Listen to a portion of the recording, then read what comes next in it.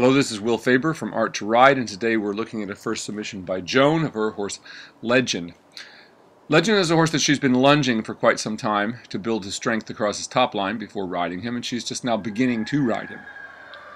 So what I'm seeing here certainly looks good right off the bat. He's starting to stretch into the contact very nicely for her. We'd like the walk to just be a little more active ultimately, but that's not bad at all.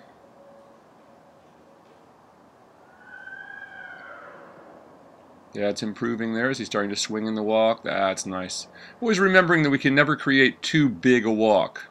We can create too fast a walk by getting the footfalls very quick, but we can never create too long a swinging walk. It's what we're always working to get that big swinging walk out of the horse, the biggest step that we can. So important to the future training of the horse and the ongoing training of the horse, as this is where we explain everything to the horse in the walk. Get it swinging and active over its back. And in that relaxed state, we're able to do a lot of teaching, that is, teaching them to do the lateral work and things like that, and explain things to them before everything gets fast in the trot. Faster we go, the more difficult things are. So that's why we always start out in the walk. Riders who skip the walk very often, we find, when they come back to it, have a really terrible walk. So work on your walk right from the very beginning. It's such an important exercise, and if you're competing in dressage, it's a coefficient of 2 exercise. So it's very important, just like the stretch. So many more people would be doing scoring so much higher with their young horses if they learn to create a correct walk and a correct stretch, as those are both coefficient exercises. That is, they're worth twice the value. But this is starting to be a really nice walk here. He's really stretching into the contact there. It's coming really nicely. There we go, like that. And that's quite active. Just what we're looking for. He can still take that down a little bit deeper, but boy, this is really coming along very nicely now, especially since she's only just begun to ride this horse.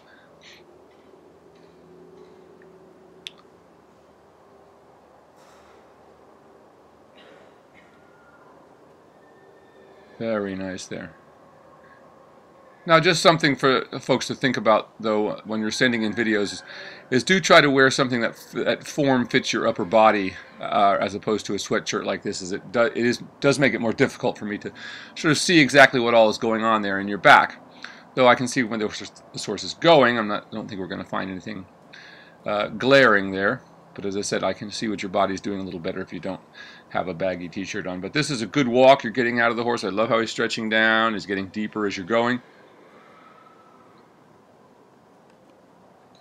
Very nice, like that. The walk is so important, and so important for building muscle as well. You know, don't think they're not building muscle in the walk. You know, when I used to train hunt horses, you know, we would, in the beginning of the season, you know, you take them out and walk them for a month. That's about all we did, you know, but you could really develop them a lot over that period of time. You know, in the hunt world of you know, when horses come at the end of the season, some of them are pretty stiff and banged up by the end of the hunt season. So they get the summer off, and then we start them back again at the end of the summer. That's how it would be done, and how it is done still to this day in places where there are good riders who ride to hounds.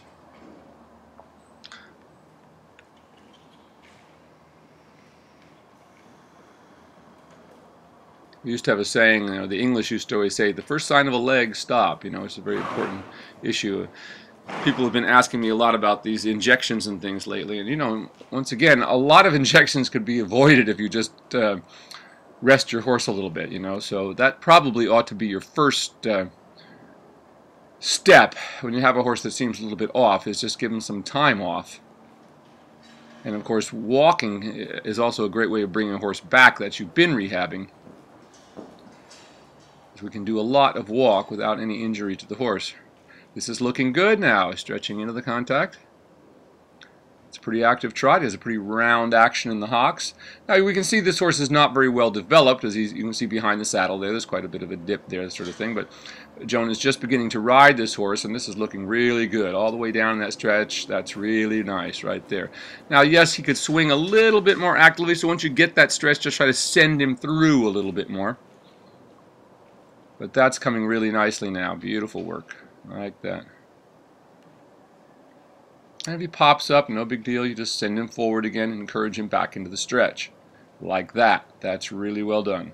Very nice. Now that's at least where we'd want him, about right there, even though he can go a little bit deeper. You can see how he comes around that corner there, how the hind legs seem to sort of fall out behind. So that's the moment that you want to send him actively forward, and here it already looks better. I mean, this is what everyone has to get in the habit of watching the back end of the horse. Watch what happens when the horse's head goes up and down. What does it do to the movement of the back end? Remember, we don't ride the head and neck. It's the back end that sends us forward. So don't do as so many people do, is just stare at the head of your horse and know what it's doing with its head and neck. It's what it's doing behind that's important, and whether or not it's swinging over the entire length of its back. So you can see how he got a little short there. See how the hindquarters begin to fall out behind. We don't have that round action every time he loses that stretch. As soon as he starts to go down, we see the action of the hock become improved and rounder. But that was really good, and that was about the right amount of time that you'd want to spend. As I said, this horse is just coming into being ridden, so we don't want to spend hours doing it. Coming back to that walk is really good, and look how much more active the walk after that trot, so that's really good. Wonderful stretch in the trot.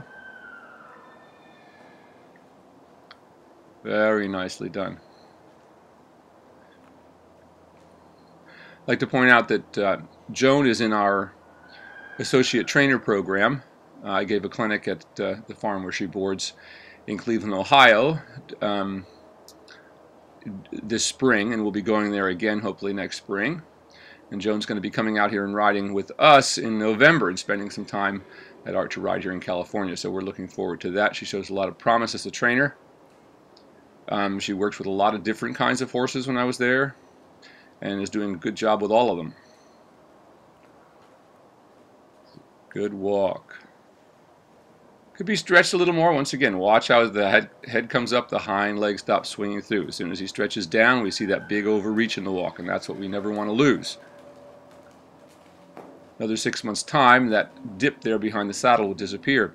Also, always remember that it's not just developing the top line. The horse actually goes through a physical change through the work and the stretch. That the withers actually will pull up through the shoulders. And a horse like this who looks a little downhill, in 2 years' time of this work will totally change its appearance. It will appear much more uphill. It'll actually be much more uphill because the withers will have pulled up through the shoulders, and that's what also helps the back to flatten out, and we get that full development over the whole top line.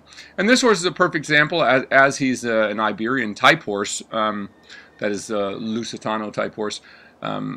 Some people think that these horses don't need to stretch. Well, nothing could be further from the truth. They need to stretch just like all the other ones do. Just because a horse has a beautiful head and neck set, that it's born with, doesn't mean that its back isn't collapsing underneath it. Same thing with Frisian horses. Frisians especially, they're very, very weak-backed horses. We see so many people buying them because they're big, thinking they're weight-carrying horses, but they're really not at all. A heavy person would be much better off buying a 15 two-hand quarter horse than buying the 17-hand Frisian with a long back and then sitting in the middle of it and collapsing it. But what a nice rhythmic walk we have here. Really good as she goes back into the trot. And once again, I like how she didn't try to force the horse's head down the transition, which we never want to do. We never want to try to really even work on what the horse does between the gaits much until we can get the horse solidified in the gaits themselves. Then we can start worrying about whether the horse lifts its head a little bit when you start the trot. But if we start that before the horse is even solid over its back in the gait itself, you'll just end up shortening the horse even more, as we see so many people doing, and fighting with it.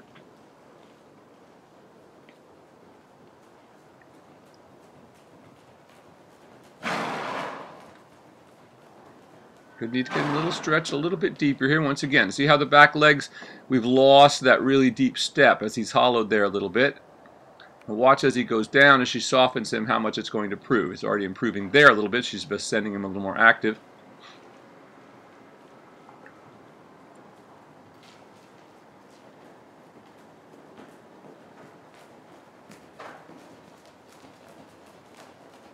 Just a little bit deeper and he'll be there. I love how she's keeping everything to big circles, not doing anything outside the horse's realm of possibility. There. Still needs to stretch a little bit deeper, but he's getting there. There we go, like that. And then she sends him on through a little bit more. That's really good. So if we can end up here every day with our horses, with our young horses, that's what we want to do. We'll know that they're going to be improving every day. And before long, they'll just come out and go into the stretch and stay there. They love it because it feels good to them. Why don't they resist? Like you see this horse. It's not resisting anything because she's not conflicting the aids. When you see horses that are, look pissy and their ears are pinned back, You know, that tells you a horse that basically either is in pain somewhere, or the rider is creating difficulty in the horse's mind because it's pulling and pushing at the same time. We can't, just like your car, you can't step on the brake and the gas at the same time. When you use your leg, your hands must be relaxed. But what a good stretch she's getting here at the end of this. So for a first time, or a first few times riding this horse after lunging, I think she already experienced, as she wrote to me, how much better the back was and how easy it was to get on and ride away. That's the point, you know.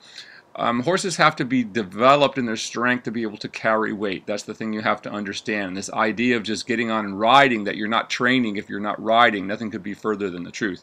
This is ending in a nice swinging walk. And I think for a horse that's just beginning in work, that would be about the right length of time. You worked each side till you got it stretched and active, and then you brought it to an end. Just what you want to do. Very nice. This is our good friend Joan from Cleveland, who is one of our associate trainers. As I said, she's going to be coming and joining us here in November for a little while, learning some more, and then going back and taking her skills to help out the people in Cleveland, Ohio.